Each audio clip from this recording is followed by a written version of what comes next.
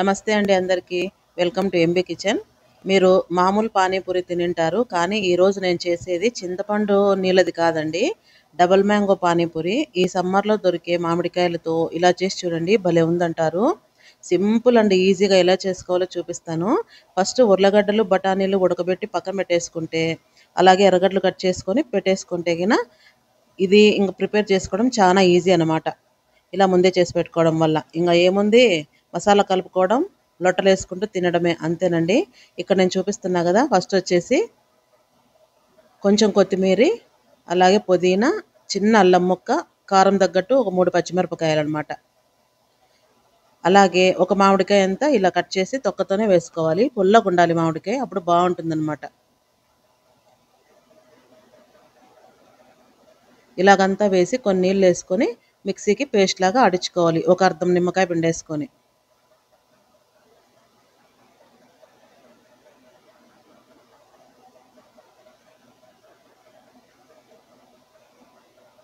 ఇలా మిక్సీకి వేసుకున్న పేస్ట్ని వడగొట్టుకోవచ్చు, లేదంటే అలాగే డైరెక్ట్గా గిన్నెలో కన్నా వేసుకోవచ్చు. నేను ఇక్కడ వడగొడుతున్నాను, తొక్కు ఉండకూడదు అనేసి. ఇలాగింత తొక్కు వచ్చింది కదా, గట్టిగా పిండేసుకొని ఇంకా ఇది పక్కన వేసేసుకోవడమే. ఇది చిక్కగా ఉన్నాయి కదండి నీళ్ళు, కొన్ని ఐస్ క్యూబ్స్ వేస్తున్నాను, ఎందుకంటే కొత్తిమీర పుదీనా కలర్ చేంజ్ కాకూడదు, బాగా అట్రాక్ట్గా ఉండాలనేసి గ్రీన్గా.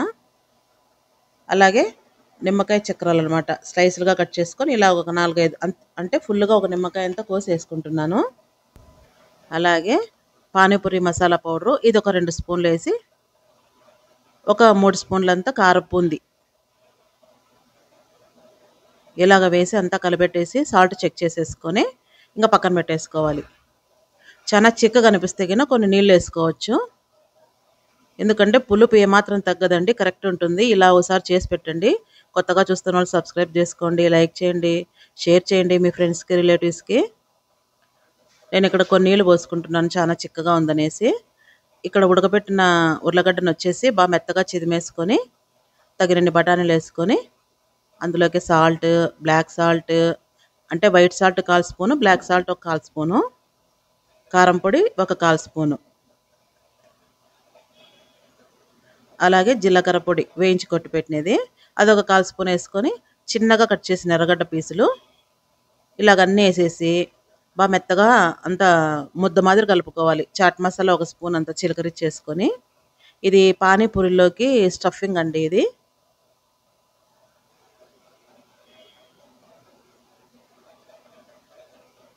ఇది ఎంత బాగుంటుందంటే, పిల్లలైతే ఇప్పుడు హాలిడేస్ కదండి, ఇలా చేసి పెట్టండి, చాలా బాగుందంటారు. ఎందుకంటే ఇప్పుడే కదా చిక్కేది, ఇంకా మామిడికాయలు అయిపోతే మామూలుగా మనం ఇంకా చింతపండు నీళ్ళతోనే అవే చేసుకొని తినాల. ఇప్పుడు ఈ సీజన్లో దొరుకుతాయి కాబట్టి చెప్తున్నాను. ఇక్కడ వచ్చేసి స్వీట్ చట్నీ చేయడం లేదండి, ఒకటి మామిడి పండు, ఒకటి మామిడికాయ, 2 తీసుకొని ఇలా చిన్నగా కట్ చేసి పెట్టుకున్నాను. ఇంకా అవసరం లేదనమాట చింతపండు చట్నీ. మామూలుగా పానీపూరిలోకి వేసుకుంటుంటాం కదా, ఈ చాట్లోకి ఏదానికైనా కూడా స్వీట్ చట్నీ ఉండాల్సిందే, నేను చాలా వీడియోలో పెట్టాను కూడా. దాని బదులు ఇలా మ్యాంగోస్ 2 రకాలు కట్ చేసి, అలాగే చిన్న చిన్న ఎర్రగడ్డలు కట్ చేసుకున్న ఎర్రగడ్డలు కూడా కలిపేసి పక్కన పెట్టుకుంటున్నాను. ఇలా ఒకసారి చేయండి, స్వీట్గా పుల్లగా చాలా బాగుంటుంది పూరీల్లోకి వేసుకొని తినడం వల్ల.